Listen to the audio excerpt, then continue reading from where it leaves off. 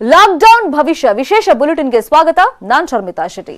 Lockdown ಸಡಿಲಿಕೆ ಆಗುತ್ತಾ, ಅಂತ್ಯವಾಗುತ್ತಾ ಅಥವಾ ವಿಸ್ತರಣೆಯಾಗುತ್ತಾ? ಇವತ್ತು ರಾತ್ರಿ 8 ಗಂಟೆಗೆ ಪ್ರಧಾನಿ ನರೇಂದ್ರ ಮೋದಿ ಅವರು ದೇಶವನ್ನ ಉದ್ದೇಶಿಸಿ, ಜನರನ್ನ ಉದ್ದೇಶಿಸಿ ಭಾಷಣವನ್ನ ಮಾಡ್ತಾರೆ. ಆಗ ಈ ವಿಚಾರವನ್ನ ಪ್ರಸ್ತಾಪ ಮಾಡ್ತಾರೆ. ಅಲ್ಲಿಗೆ ಇವತ್ತು ರಾತ್ರಿ 8 ಗಂಟೆಗೆ ಲಾಕ್ಡೌನ್ ಭವಿಷ್ಯ ನಿರ್ಧಾರವಾಗುತ್ತೆ.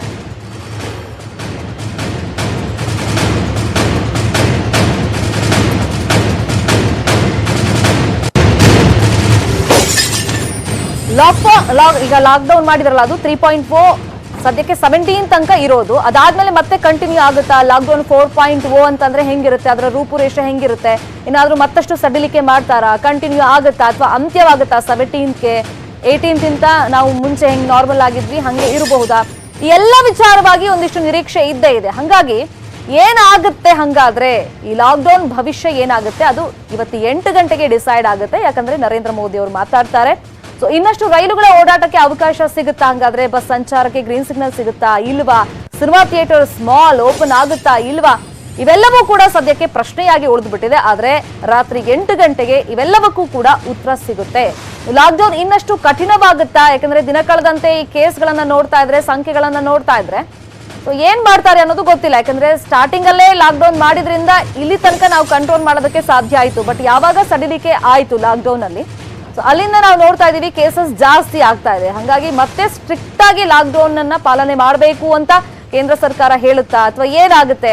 ಇವತ್ತಿನ ಭಾಷಣದಲ್ಲಿ ಏನೇನ್ ಇರುತ್ತೆ, ಕಂಟೆಂಟ್ ಇದೆಯಲ್ಲ, ಅದು ವೆರಿ ವೆರಿ ಇಂಪಾರ್ಟೆಂಟ್. ಹಾಗಾಗಿ ನಿರೀಕ್ಷೆಗಳಂತೂ 10 ಹಲವು ಇದೆ. ಅದ್ರ ಜೊತೆಯಲ್ಲಿ ಈಗ ಕೊರೋನಾ ಕಂಟ್ರೋಲ್ ಮಾಡೋದು ಹೆಂಗೆ, ಆ ಚಾಲೆಂಜ್ ಅನ್ನ ಹೆಂಗ್ ಫೇಸ್ ಮಾಡುತ್ತೆ ಸರ್ಕಾರ, ಅದು ಕೂಡ ಒಂದು ಇಂಪಾರ್ಟೆಂಟ್ ಆಗುತ್ತೆ. ಮತ್ತೆ ಆರ್ಥಿಕತೆ ಅದನ್ನ ಹೆಂಗ್ ಬ್ಯಾಲೆನ್ಸ್ ಮಾಡುತ್ತೆ, ಅದು ಕೂಡ ಇಂಪಾರ್ಟೆಂಟ್.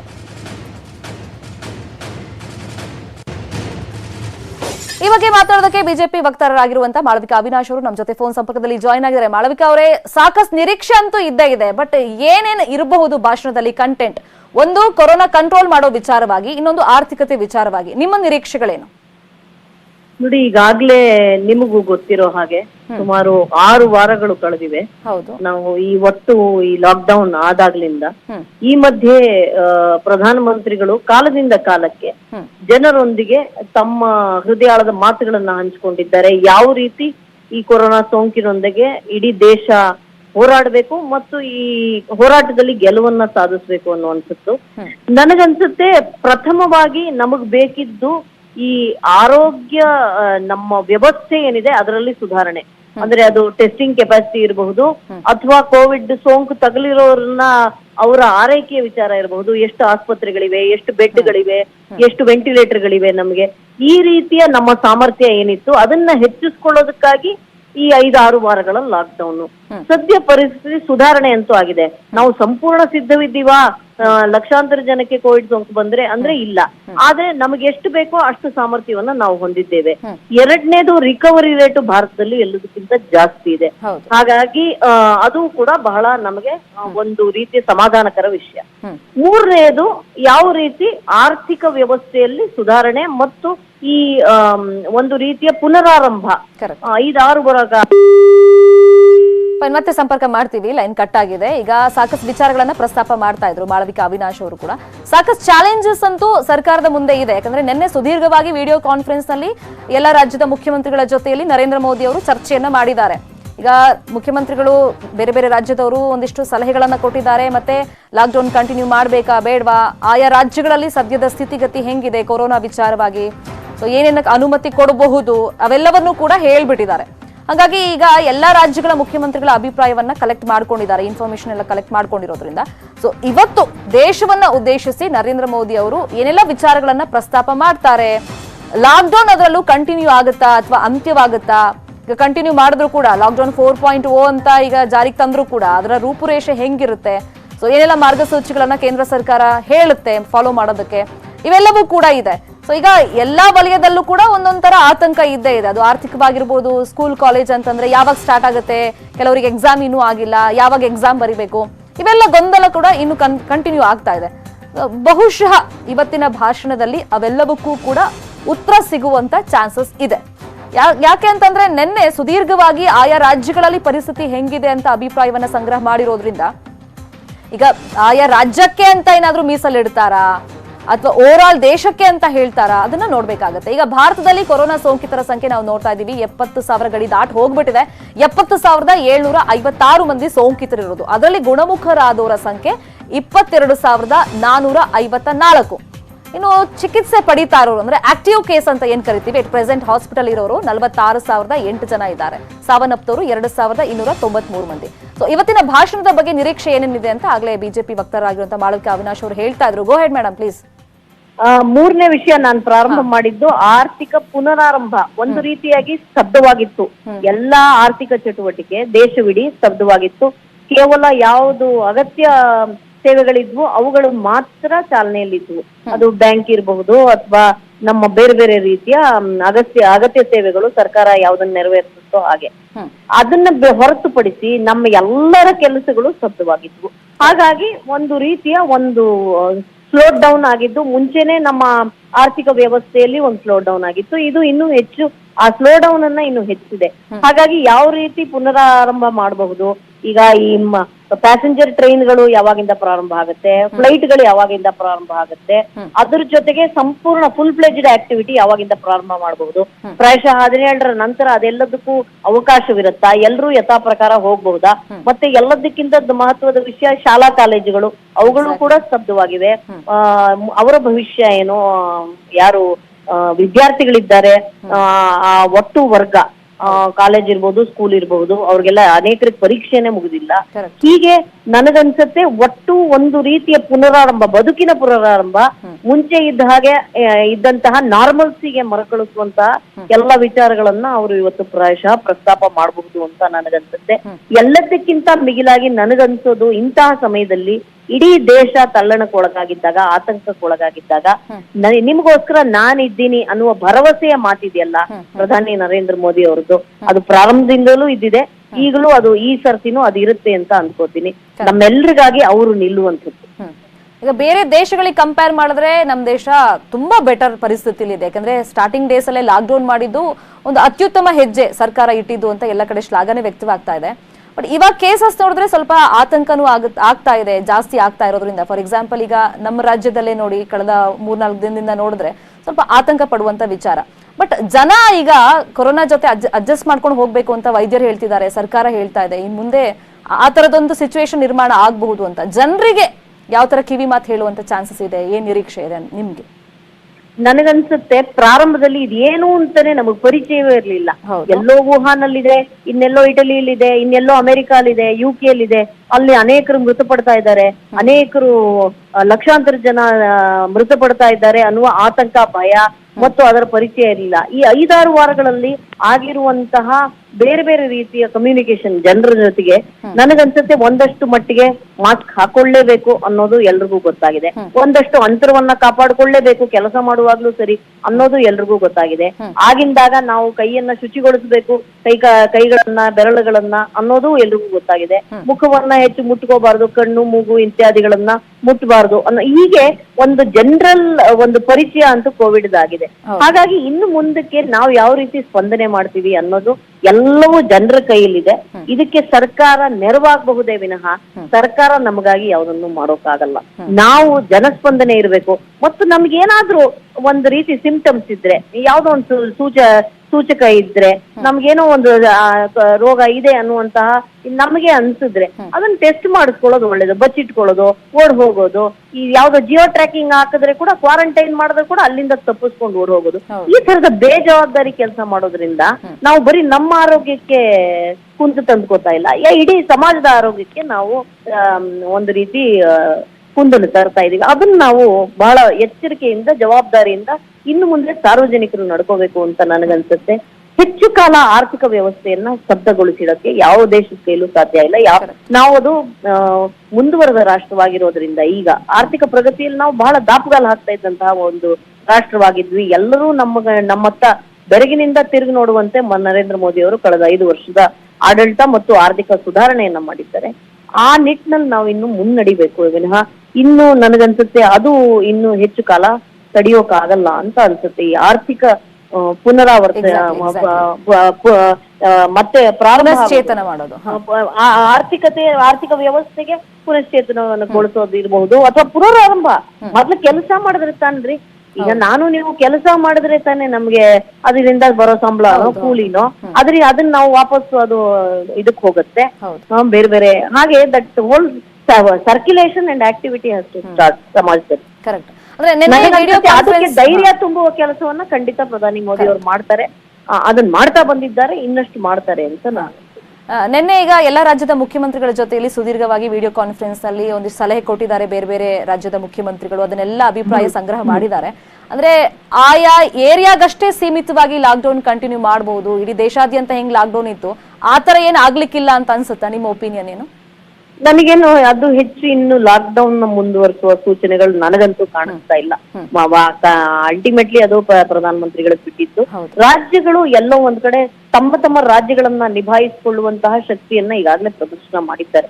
ಕರ್ನಾಟಕನೇ ತೆಗೆದುಕೊಳ್ಳಿ, ನಾವು ಬಹಳ ಅತ್ಯಂತ ಎಫೆಕ್ಟಿವ್ ಆಗಿ ನಿಯಂತ್ರಿಸಿಕೊಂಡಿದ್ದೀವಿ ನಮ್ಮ ಸಿಚುವೇಶನ್ ನ. ಕೇಸಸ್ ಹೆಚ್ಚುತ್ತಾ ಇದೆ ಅನ್ನೋದಷ್ಟೇ ವಿಷಯ ಅಲ್ಲ, ಎಷ್ಟು ರಿಕವರಿ ಆಗಿರೋದು ಅನ್ನೋದನ್ನು ನಾವು ನೋಡ್ಬೇಕು. ಮತ್ತು ನಾವು ಮೃತರ ಸಂಖ್ಯೆ ಬಹಳ ಬಹಳ ಕಡಿಮೆ ಇದೆ. ಹಾಗಾಗಿ ನಾವು ನನಗನ್ಸುತ್ತೆ ಒಂದಷ್ಟು ಮಟ್ಟಿಗೆ ಭರವಸೆ ಇಟ್ಕೊಂಡು ನಮ್ಮ ಸರ್ಕಾರ ಸಂಪೂರ್ಣವಾಗಿ ನಿಯಂತ್ರಣದಲ್ಲಿದೆ. ಹಾಗಾಗಿ ಆಯಾ ಸರ್ಕಾರಕ್ಕೆ ಅವರು ಬಿಟ್ಟಿದ್ದಾರೆ. ಕೆಲವೊಂದು ಈಗ ಈ ಕಾರ್ಮಿಕರ ಕಾನೂನುಗಳಿರಬಹುದು, ಯಾವ ರೀತಿ ಸುಧಾರಣೆ ತರಬಹುದು, ಅಥವಾ ಹಳೆ ಕಾನೂನುಗಳೇನಿದ್ವು ಅವುಗಳನ್ನೆಲ್ಲ ಬಿಟ್ಟು ಬೇರೆ ರೀತಿ ಕಾನೂನುಗಳನ್ನ ಮಾಡ್ಬೇಕಾ, ಹೊಸ ರೀತಿಯ ನೀತಿಗಳನ್ನ ರೂಪಿಸ್ಬೇಕಾ. ಬಿಕಾಸ್ ಈ ಆರ್ಥಿಕ ಪುನಶ್ಚೇತನ ಅನ್ನೋದು ಒಂದೊಂದೇ ರಾಜ್ಯ ಸರ್ಕಾರ ಮಾಡ್ಕೊಳ್ಬೇಕಾಗಿರೋದು, ಮತ್ತು ಈ ಒಟ್ಟು ನಿಯಂತ್ರಣವನ್ನ ಕೇಂದ್ರ ಮಾಡಬೇಕಾಗಿರೋದು. So I think there will be a new plan for all of that. ನಿನ್ನೆ ಸುಮಾರು ಚರ್ಚೆ ಆಗಿದೆ. ಎಲ್ಲ ರಾಜ್ಯದ ಮುಖ್ಯಮಂತ್ರಿಗಳು ತಮ್ಮ ತಮ್ಮ ಅನಿಸಿಕೆಗಳನ್ನ, ತಮ್ಮ ತಮ್ಮ ಬೇಡಿಕೆಗಳನ್ನ ಕೇಂದ್ರ ಸರ್ಕಾರದ ಮುಂದೆ ಇಟ್ಟಿದ್ದಾರೆ. ಅವುಗಳನ್ನೆಲ್ಲವನ್ನು ಕನ್ಸಿಡರ್ ಮಾಡಿ ನನಗನ್ಸುತ್ತೆ ಇವತ್ತು ಪ್ರಧಾನಮಂತ್ರಿಗಳು ನಮ್ಮೆಲ್ಲರನ್ನ ಉದ್ದೇಶಿಸಿ ಒಂದಷ್ಟು ಕಿವಿ ಮಾತುಗಳನ್ನ ಹೇಳ್ತಾರೆ. ಎಕ್ಸಾಕ್ಟ್ಲಿ, ನೋಡೋಣ ರಾತ್ರಿ 8 ಗಂಟೆಗೆ ಯಾವೆಲ್ಲ ವಿಚಾರ ಪ್ರಸ್ತಾಪ ಮಾಡ್ತಾರೆ ನರೇಂದ್ರ ಮೋದಿ ಅವರು ಅಂತ. ಥ್ಯಾಂಕ್ ಯು ಸೋ ಮಚ್ ಮಾಡೋದಕ್ಕೆ ಅವಿನಾಶ್ ಅವರೇ, ನ್ಯೂಸ್ 18ಗೆ ರಿಯಾಕ್ಟ್ ಮಾಡಿದಕ್ಕೆ. ಈಗ ಸಾಕಷ್ಟು ನಿರೀಕ್ಷೆ ಅಂತೂ ಇದ್ದೇ ಇದೆ. ನರೇಂದ್ರ ಮೋದಿ ಅವರು ರಾತ್ರಿ 8 ಗಂಟೆಗೆ ದೇಶವನ್ನ ಉದ್ದೇಶಿಸಿ ಏನೆಲ್ಲ ಪ್ರಸ್ತಾಪ ಮಾಡ್ತಾರೆ ವಿಚಾರ ಅಂತ. ಅಂದ್ರೆ ಸಾಧ್ಯತೆಗಳು ಏನೇನಿರ್ಬೋದು, ನರೇಂದ್ರ ಮೋದಿ ಅವರ ಭಾಷಣದ ಸಾಧ್ಯತೆಗಳನ್ನ ಒಂದೊಂದಾಗಿ ನಿಮ್ಮ ಮುಂದೆ ಇಡ್ತಾ ಹೋಗ್ತಿದ್ದೀವಿ. ದೇಶದ ಜನತೆಗೆ ಧನ್ಯವಾದ ಸಲ್ಲಿಕೆ ಅಫ್ಕೋರ್ಸ್ ಮಾಡೇ ಮಾಡ್ತಾರೆ. ಹೇಳಿ ಕೇಳಿ ಇವತ್ತು ನರ್ಸಸ್ ಡೇ ಬೇರೆ, ಸೊ ಈ ವಿಚಾರ ಅಂತೂ ಅಫ್ಕೋರ್ಸ್ ಪ್ರಸ್ತಾಪ ಮಾಡ್ತಾರೆ. ಇಲ್ಲಿ ಪ್ರಮುಖವಾಗಿ ವಲಸೆ ಕಾರ್ಮಿಕರ ಸ್ಥಿತಿ ಬಗ್ಗೆ ಮಾತನಾಡುವಂತ ಚಾನ್ಸಸ್ ಇದೆ, ಮತ್ತೆ ಕೈಗಾರಿಕೋದ್ಯಮಿಗಳಿಗೆ ದೇಶ ಕಟ್ಟುವಂತ ಸಂದೇಶವನ್ನ ಕೊಡುವಂತ ಚಾನ್ಸಸ್ ಇದೆ. ಇದು ಪಾಸಿಬಿಲಿಟೀಸ್ ನಾವು ಹೇಳ್ತಾ ಇರೋದು. ಈ ಎಲ್ಲ ವಿಚಾರಗಳನ್ನ ಪ್ರಸ್ತಾಪ ಮಾಡುವಂತ ಚಾನ್ಸಸ್ ಇದೆ, ಸಾಧ್ಯತೆಗಳು ಇದೆ ಅಂತ. ಈಗ ಉತ್ಪಾದನಾ ಕ್ಷೇತ್ರಕ್ಕೆ ವೇಗ ನೀಡುವ ಬಗ್ಗೆ ಸೂಚನೆಯನ್ನ ಕೊಡುವಂತ ಚಾನ್ಸಸ್ ಇದೆ. ಆಟೋಮೊಬೈಲ್ ಕ್ಷೇತ್ರಕ್ಕೆ ಉತ್ತೇಜನಕ್ಕೆ ಕ್ರಮಗಳು ಏನೇನು, ಈ ವಿಚಾರವಾಗಿ ಕೂಡ ಪ್ರಸ್ತಾಪ ಮಾಡುವಂತ ಸಾಧ್ಯತೆಗಳು ಇದೆ. ಈಗ ಅಗತ್ಯವಲ್ಲದ ಸೇವೆಗಳಿಗೂ ಕೂಡ ಆದ್ಯತೆಯ ಸುಳಿವನ್ನ ಕೊಡಬಹುದು ನರೇಂದ್ರ ಮೋದಿ ಅವರು. ಈಗ ಪ್ರಮುಖವಾಗಿ ಕೇಳಿ ಬರ್ತಾ ಇರೋದು ವಿಮಾನಯಾನಕ್ಕೆ ಅನುಮತಿ ಕೊಡಬೇಕು ಅಂತ ಕೆಲವರು ನಿನ್ನೆ ಹೇಳಿದ್ರು ಮುಖ್ಯಮಂತ್ರಿಗಳು, ಬೇರೆ ಬೇರೆ ರಾಜ್ಯದವರು. ಸೊ ಇನ್ ಕೆಲವರು ಬೇಡ ಅಂತ ಹೇಳಿದ್ರು. ಫಾರ್ ಎಕ್ಸಾಂಪಲ್ ನಮ್ಮ ರಾಜ್ಯದಲ್ಲೇ ಯಡಿಯೂರಪ್ಪ ಅವರು ಹೇಳಿದ್ರು ವಿಮಾನಯಾನಕ್ಕೆ ಅನುಮತಿ ಬೇಡ ಸದ್ಯದ ಮಟ್ಟಿಗೆ ಅಂತ ಹೇಳಿದ್ರು. ಅದರಲ್ಲೂ ಬೆಂಗಳೂರಿಗಂತೂ ಬೇಡ ಅಂತ ಹೇಳಿದ್ರು. ಸೊ ಹಾಗಾಗಿ ಆ ಅಭಿಪ್ರಾಯ ಯಾವ ತರ ವ್ಯಕ್ತವಾಗುತ್ತೆ ಅನ್ನೋದನ್ನ ನೋಡ್ಬೇಕು. ವಿಮಾನಯಾನಕ್ಕೆ ಅನುಮತಿ ಸಿಗುವಂತ ಸಾಧ್ಯತೆ ಇದೆ ಅಂತ ಹೇಳಲಾಗ್ತಾ ಇದೆ. ಇದೆಲ್ಲ ಪಾಸಿಬಿಲಿಟೀಸ್. ಬಟ್ ಅಲ್ಟಿಮೇಟ್ ಆಗಿ ಇವತ್ತು ರಾತ್ರಿ 8 ಗಂಟೆಗೆ ಅವ್ರು ಪ್ರಸ್ತಾಪ ಮಾಡಿದ್ಮೇಲೆ ಅವೆಲ್ಲವೂ ಕೂಡ ಅಧಿಕೃತ ಆಗೋದು. ಇವೆಲ್ಲ ಸಾಧ್ಯತೆಗಳು. ಯಾಕಂದ್ರೆ ಸಾಕಷ್ಟು ನಿರೀಕ್ಷೆ ಅಂತೂ ಹಲವು ಕ್ಷೇತ್ರಗಳಲ್ಲಿ ಇದೆ. ಲಾಕ್ಡೌನ್ ಆದ್ಮೇಲೆ ಸಾಕಷ್ಟು ಲಾಸ್ ಆಗಿರೋದ್ರಿಂದ ಯಾವ್ಯಾವ ಕ್ಷೇತ್ರಗಳಿಗೆ ಉತ್ತೇಜನ ಕೊಡುವಂತ ಮಾತುಗಳನ್ನ ಹೇಳ್ತಾರೆ, ಮತ್ತೆ ಕಿವಿ ಮಾತನ್ನ ಹೇಳ್ತಾರೆ ಕೈಗಾರಿಕೋದ್ಯಮಿಗಳಿಗೆ. ಸೊ ಅದೆಲ್ಲನೂ ಕೂಡ ನೋಡ್ಬೇಕು. ಮತ್ತಷ್ಟು ಮಾಹಿತಿ ಬ್ರೇಕ್ ಆದ್ಮೇಲೆ.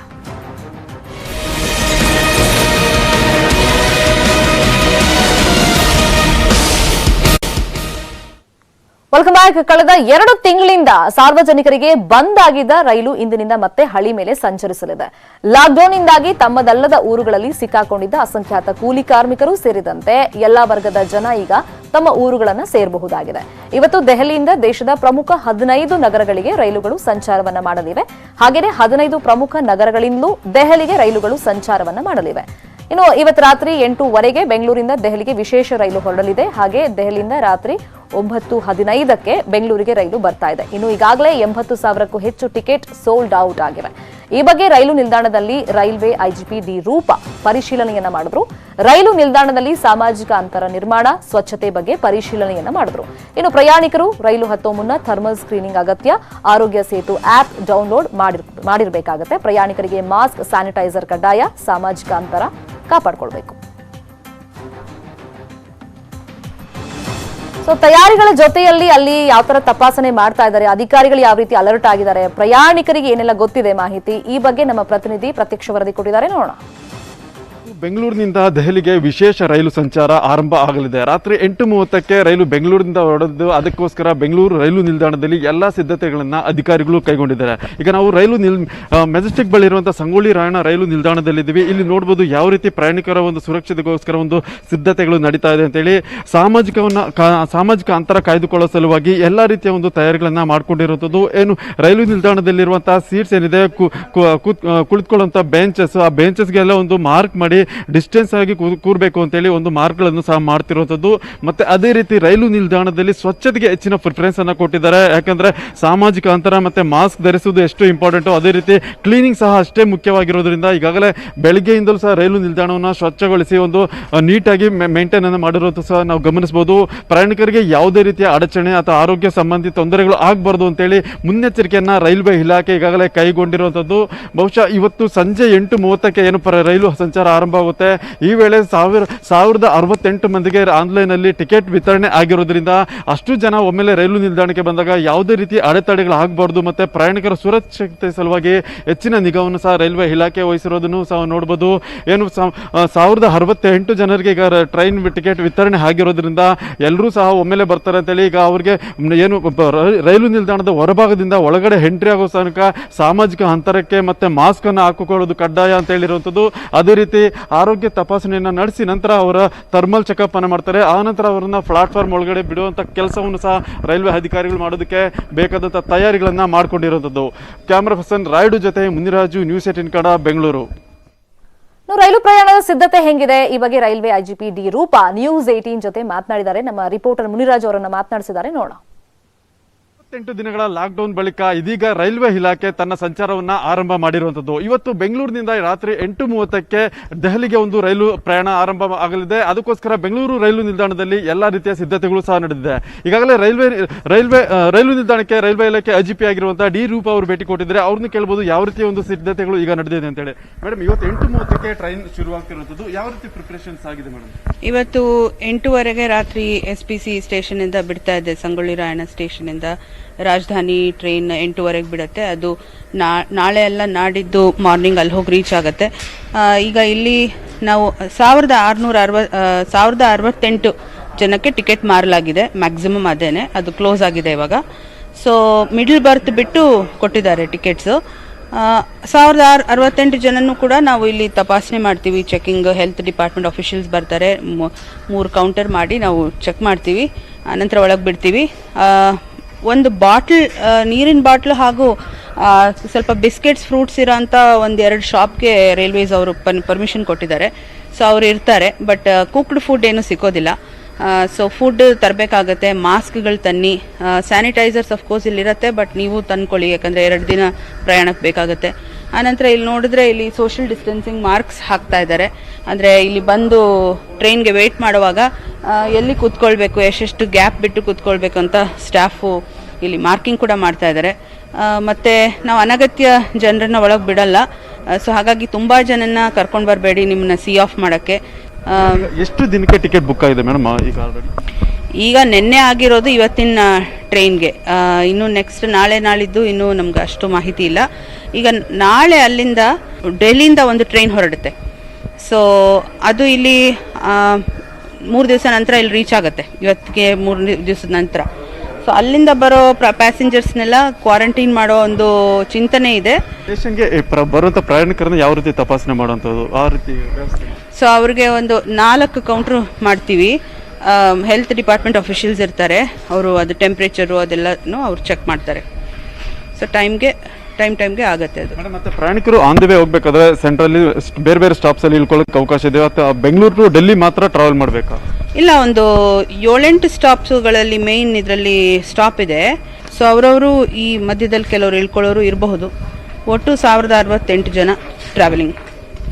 ಇದು ರೈಲ್ವೆ IGP ಆಗಿರುವಂತಹ ರೂಪ ಅವರು ಹೇಳ್ತಿರುವಂಥದ್ದು. ಇವತ್ತಿನಿಂದ ರೈಲ್ವೆ ಸಂಚಾರ ಆರಂಭ ಆಗ್ತಿರೋದ್ರಿಂದ ಈಗ 1068 ಜನರಿಗೆ ನಾವು ಆನ್ಲೈನಲ್ಲಿ ಟಿಕೆಟ್ ಅನ್ನ ಕೊಟ್ಟಿದ್ವಿ. ಮತ್ತೆ ಪ್ರಯಾಣಿಕರು ಯಾರು ಸಹ ಇಲ್ಲಿ ಹೆಚ್ಚಿನ ಸಂಖ್ಯೆಯಲ್ಲಿ ಸೇರಿದಂತೆ ಸಹ ಮುನ್ನೆಚ್ಚರಿಕೆಗಳನ್ನ ಕ್ರಮ ಕೈಗೊಂಡಿದ್ವಿ ಅಂತ ಹೇಳ್ತಿರೋದು. ಕ್ಯಾಮರಾ ಪರ್ಸನ್ ರಾಯ್ಡು ಜೊತೆ ಮುನಿರಾಜು, ನ್ಯೂಸ್ 18 ಕನ್ನಡ, ಬೆಂಗಳೂರು. ಮತ್ತಷ್ಟು ಮಾಹಿತಿ ಬ್ರೇಕ್ ಆದ್ಮೇಲೆ.